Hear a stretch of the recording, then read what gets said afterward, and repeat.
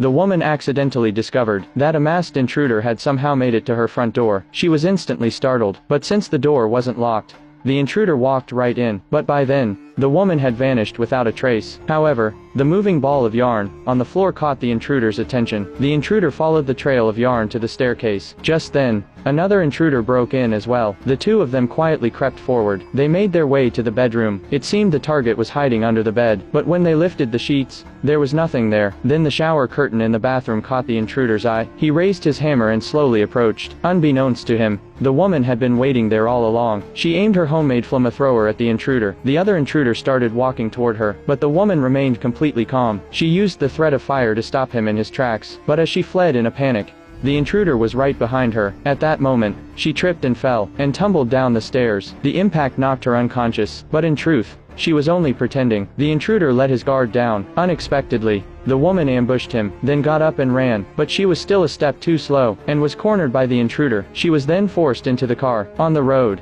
a police car suddenly appeared behind them. It turned out the intruders were driving a stolen car, which is what caught the police's attention. One of the robbers claimed there was a rifle in the trunk. Before he could finish, the woman had already bolted. She ran as fast as she could. Soon, the intruder came out wielding an assault rifle. One officer was gunned down on the spot. Luckily, the other officer reacted in time, and ducked behind the car door. Then the two intruders tried to flank him from behind, but the officer had already vanished. He ran while calling for backup. He ended up at a convenience store, and ran right into the woman. The woman ignored the officer's instructions. Still, he stood guard at the door to protect her, but the next second, the officer was shot in the leg. He limped into the store in pain. The officer immediately cut off her handcuffs. Then the woman grabbed 2 bottles of motor oil, and poured them at the entrance, setting a trap for the intruders. Unexpectedly, the intruders smashed through the bathroom window.